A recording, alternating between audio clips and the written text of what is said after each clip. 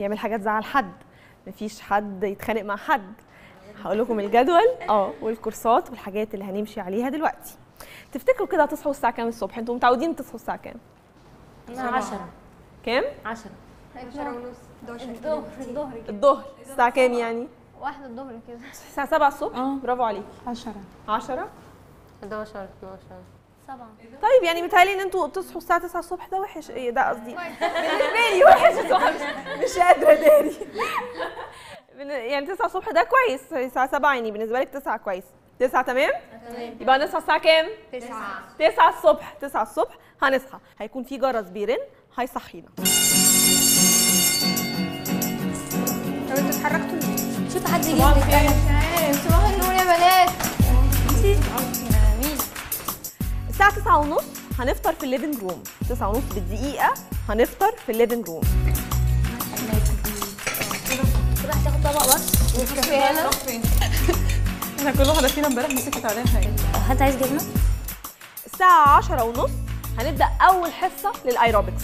كل يوم الساعه 10:30 في حصه ايروبكس.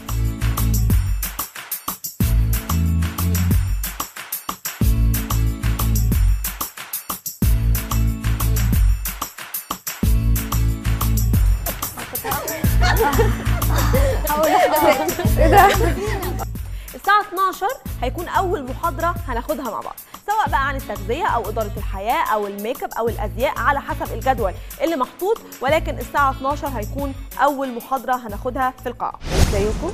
النهارده اول كلاس في البروجرام بتاعنا، اولا مبسوطه قوي ان انا معاكم، ومبسوطه ان انا عايزه هوريكم شويه حاجات عن النيوتريشن. دايما يقول لك ايه، في اكل بيتخن مناطق واكل بيخسس مناطق وحاجات كده. كل الكلام ده كلام فارغ. يعني الاكل بيتوزع على حسب تركيبه الجسم. يعني انا مثلا واحده الشيب بتاعي عريض من تحت، طبيعي هتخن من تحت. واحده من فوق يعني طبيعي على حسب الخلايا الدهنيه متركزه فين. طب هناخد طبق فاكهه وهنحط عليه واحد زبادي. هناخد، تحبوا العسل والطحينه؟ طب هناخد عسل وطحينه. بحب العسل الاسود، لكن العسل الابيض ده مع عسل اسود وطحينه. اوكي. وعيش ومعاهم موز باللبن او بلح باللبن. اوكي. طبعا في واحده خلاص انهارت جنب كده اهي. خلاص. هو عيش يبقى فينو ولا عيش بلدي ولا توست؟ انا بحب البلدي اكتر. واحنا في مشكله لو دخلنا النظام بتاعنا بدل يعني معاهم يعني انا ما عنديش مشكله خالص. يعني جربي كده وهنتوزن هخس. كمان اسبوع ونشوف.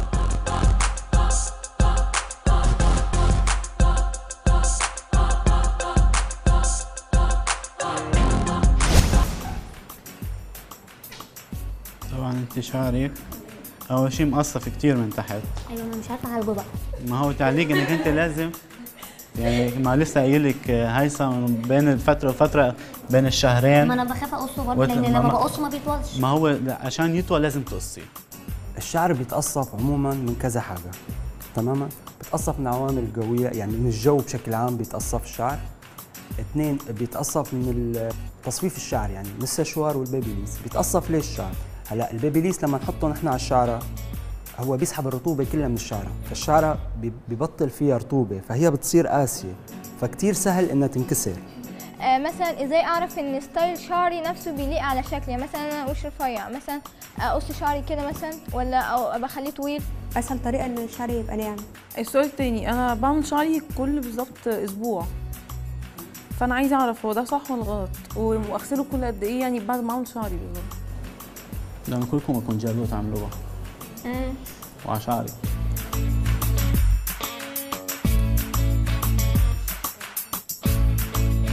لا ما فيك هيك. اسحبيها سحب. بصي هي قال لك انا حاجه، هي كذا مره ما تعملي خصتي كذا مره.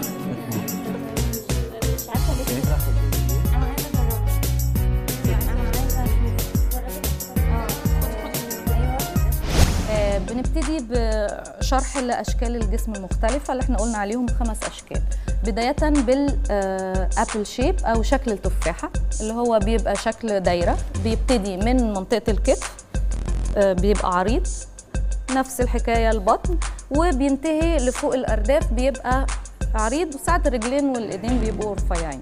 الأجسام في الأول وفي الآخر أنا محتاجة بصريا يبقى فيه تناسق في الجسم، ملوش دعوه بانا تخينه ولا رفيعه، قصيره او طويله، المهم انه جسمي يبقى متناسق. كمان انت محجبه فممكن استخدم حاجه، ان شاء الله استخدم برنت، يعني نقشه معينه او طبعه معينه. لو ممكن استخدم لو مقلم موضه اقدر استخدمه. انا اشوف ايه المناسب ليا من اللي انا شايفاه. فستان ديت كلها سايحه على بعض، بس في الاخر حطت حزام اسود. ندي اساسيات كده اساسيه قوي، نبتدي نفهم ايه هي العوامل الاساسيه اللي بتدمر بشرتنا. ركزوا قوي بقى في كل حاجه انا هقولها لان ده هيفيدكم. انا النهارده سمعت كده عن الهيستوري بتاع يعني تاريخ كل واحده، او فهمت كل واحده ماشيه ازاي، فده هيفيدكم قوي. انا عايزه اكل اغذي نفسي، مش لازم افتح بقي علشان اكل. طيب انا عايزه اغذي بشرتي، لو انا جيت حطيت ماسك على بشرتي من غير ما افتح المسام يبقى انا كده كاني ما استفدتش. اوكي، فلو انا بتعرض للشمس وما باخدلوش اي وقايه او حمايه، اللي بيحصل ان عضله وشنا ما بتبقاش قويه، بتبقى ضعيفه زي ما بتلعبي رياضه.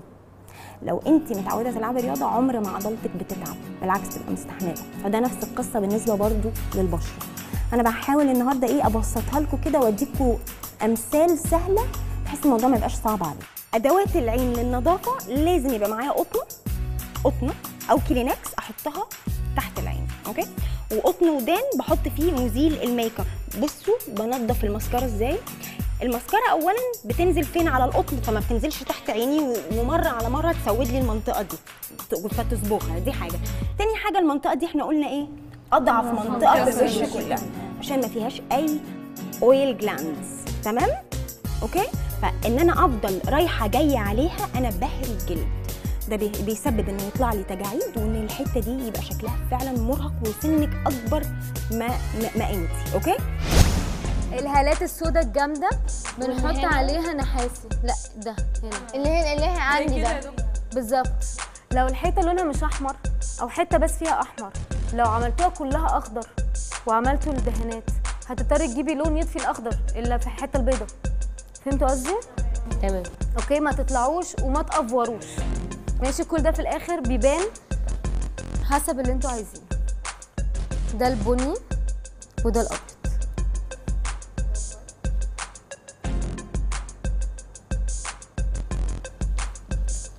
شايفين؟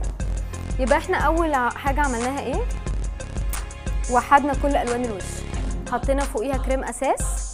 حلو، الالوان كلها اختفت من وشنا بقى كله لون واحد. اوكي، يبقى بعد ما نعمل كده بنصحح.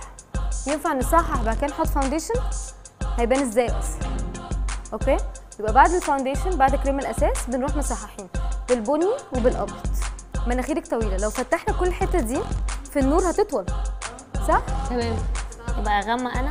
يبقى هي هتغمق من هنا وممكن ما تفتحيش عشان دي تروح شويه لجوه. بصوا ازاي، بصوا شايفين ازاي نقط؟ ده طبيعي. بنفس الفرشه بتاعت الميديم بشيلهم.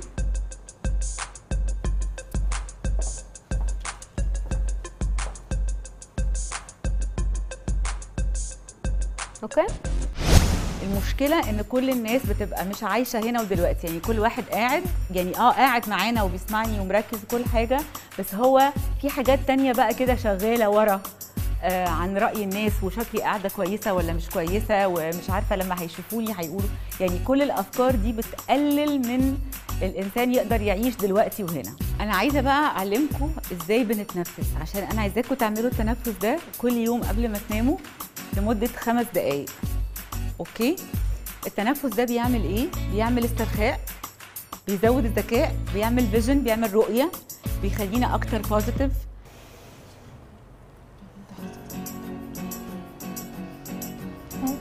بعد كده غداكم الساعة 2. الساعة 2 هنتغدوا وبتخلصوا بسرعة عشان المحاضرة اللي بعديها على طول الساعة 3.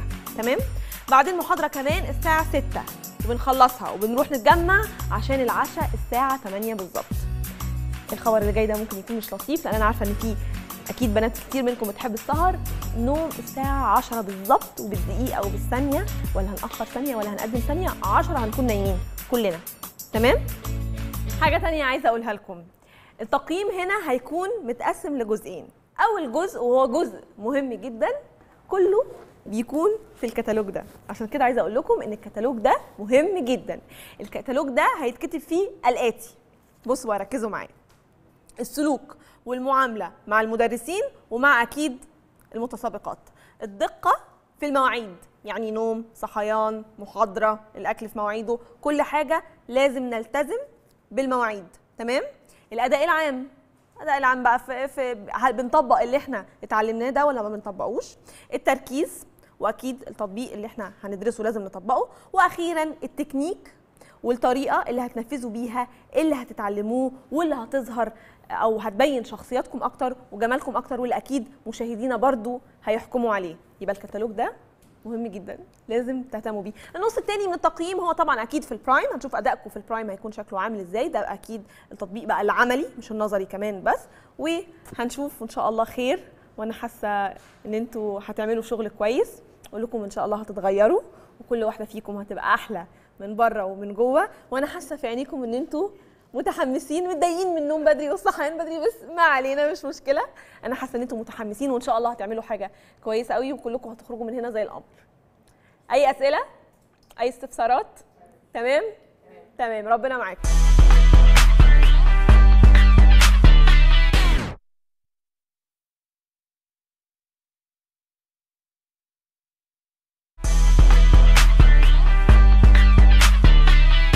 كان لقاء متسابقاتنا لأول مرة بأساتذتهم في الأكاديمية خاص جدا، وكان انطباع كل خبير عن البنات السبعة مختلف من شخص للتاني. تعالوا نشوف أول لقاء ونسمع رأي سريع لأساتذتنا وخبرائنا عشان انتم كمان تتعرفوا على المتسابقات بشكل أكبر.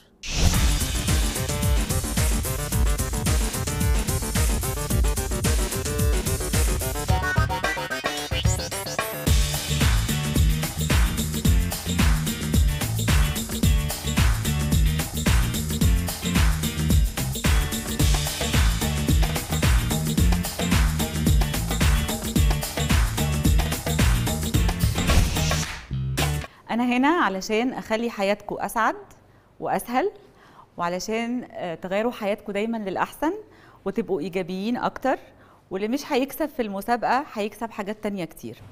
مترددة، عندي ثقة في نفسي، بخاف على طول، بخاف من اللي حواليا جدا. حاسة لو تخلصتي من فكرة الخجل أو فكرة إنه مش عارفة أعبر، حياتك هتبقى أسعد أو أحسن.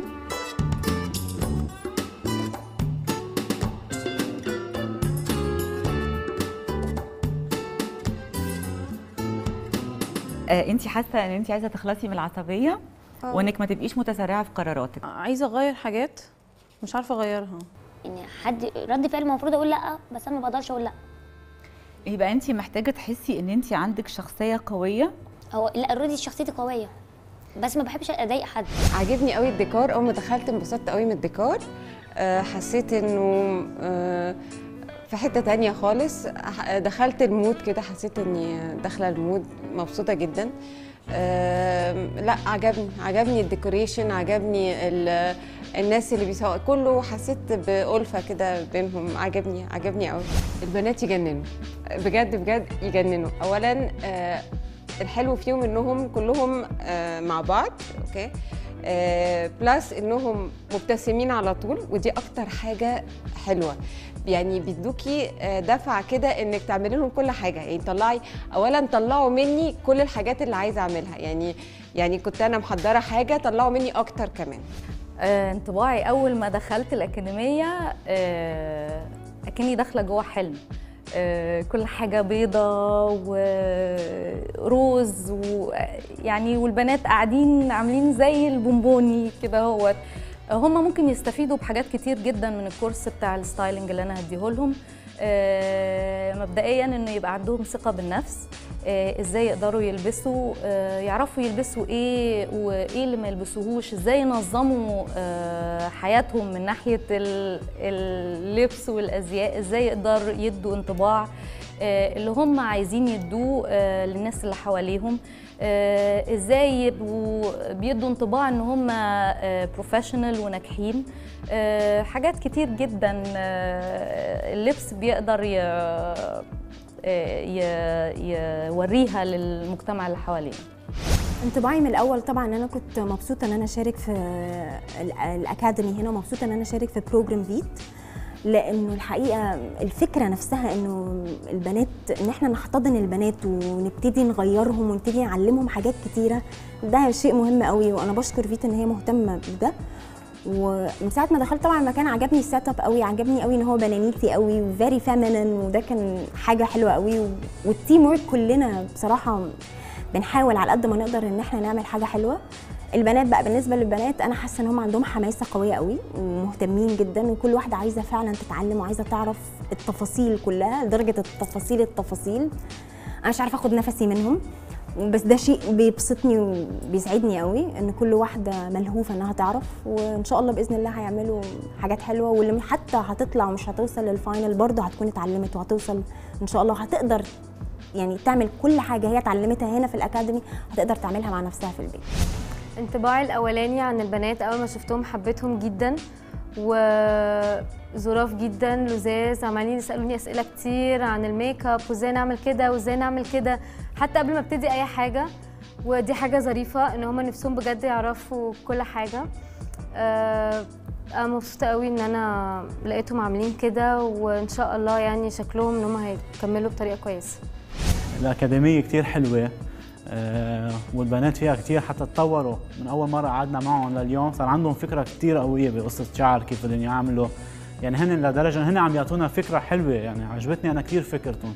أنا برأيي إنه هن حدا كتير محظوظ إنه إجوا على الأكاديمية، الأكاديمية شغلة كتير حلوة، وأنا بالنسبة لي إنه أنا كتير مبسوط بالأيام اللي عم أعيشها هون واللي عم أقضيها هون، وهن حدا مثل ما قال بول إنه هن حدا عم يتطور يوم بعد يوم بكل شيء، ستايلهم عموما عم يكون كتير حلو، ويوم عن يوم عم نحس انه هن حدا كتير عم يتقبل هذا الشيء وعم يتعلم ويطور حاله اكثر واكثر، وبتمنى لهم عن جد، بتمنى لهم التوفيق من كل قلبي، لانه انا بحبهم هن الكل.